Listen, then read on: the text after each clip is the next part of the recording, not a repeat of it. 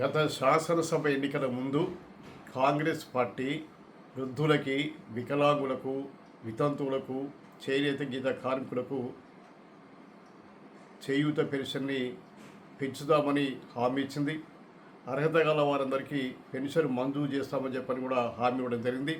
కానీ 2.5 సంవత్సరాలు కావస్తున్నా కూడా ఇప్పటి వరకు రాష్ట్ర ప్రభుత్వము చేయూత పెన్షన్ను పెంచేటువంటి ఆలోచన చేయడం లేదు. వృద్ధులకు, వితంతువులకు, చేనేత గీత కార్మికులకు ఇచ్చేటువంటి 2,000 రూపాయలను 4,000 పెంచుతామని, వికలాంగులకు ఇచ్చేటువంటి 4,000 రూపాయలని 6,000కు పెంచుతామని చెప్పని, అర్హత కలిగిన వారందరూ కూడా పెన్షన్ ఇస్తామని చెప్పి 2.5 ఏళ్ళైనా కూడా ప్రభుత్వం ఆ రకంగా పెంచకుండా, అర్హులకు ఇవ్వకుండా మోసం చేయడం జరుగుతూ ఉన్నది.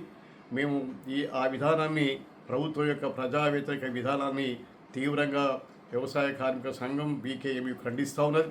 ముఖ్యంగా ఏమిటంటే, మొన్నటి బడ్జెట్లో 2 లక్షల మందికి కొత్తగా పెన్షన్లు ఇస్తామని చెప్పని బడ్జెట్లో కేటాయించినట్టుగా చెప్పారు. వాస్తవంగా చెప్పాలంటే తెలంగాణ రాష్ట్రంలో గతంలో టీఆర్ఎస్ ప్రభుత్వం ఉన్నప్పుడు కూడా చాలామంది అప్లికేషన్లు పెట్టిన పెండింగ్లో ఉన్నాయి. ఈ ప్రభుత్వం వచ్చిన తర్వాత ప్రజాపాలన పేరుతో అనేక సార్లు దరఖాస్తులు స్వీకరించారు.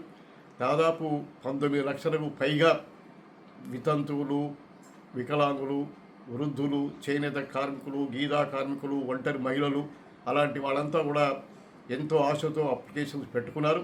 కానీ ఇప్పటి వరకు ఏ ఒక్కరికి కూడా వారికి పెన్షన్ మంజూరు కాలేదు. వారు ప్రభుత్వ కార్యాల చుట్టూ తిరిగి వేసారిపోతూ ఉన్నారు. కానీ ప్రభుత్వము 2 లక్షల పెన్షన్స్ ఈ మధ్యలో ఇస్తామని చెప్పని, అది మొన్న జూన్ 2వ తేదీ తెలంగాణ రాష్ట్ర అవతరణ సందర్భంగానే ప్రారంభిస్తామని చెప్పని చెప్పారు. కానీ జూన్ పోయింది, జూలై రాబోతూ ఉన్నది. ఏదేమైనా కూడా పెన్షన్దారులకి, అంటే చేయూత పెన్షన్దారులకు ఈ ప్రభుత్వం అన్యాయం చేయడమే తప్ప న్యాయం చేసే పరిస్థితి కనిపించడం లేదు. రాష్ట్రంలో ఈ ప్రభుత్వము కోట్లాది రూపాయలని దుబారా ఖర్చులు పెడతా ఉన్నది. ఈ మధ్యకాలంలో రాష్ట్ర ముఖ్యమంత్రి మూసీ నది ప్రక్షాళన పేరుతోటి, మూసీ సుందరీకరణ పేరుతోటి 1,00,000 కోట్లకు పైగా బడ్జెట్ ఖర్చు పెట్టడానికి సిద్ధమవుతున్నారు.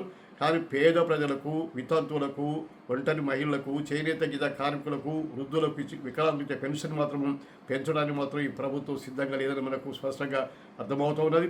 ఎన్నికల ముందు అనేక వాగ్దానాలు చేసి ప్రజలను నమ్మించి దేవుళ్ళపైన ఒట్లు పెట్టుకొని, ఓట్లు వేయించుకొని గెలిచి అధికారంలోకి వచ్చిన తర్వాత ప్రజా సంక్షేమాన్ని విస్మరించమనేది అది చాలా దారుణమైన విషయం.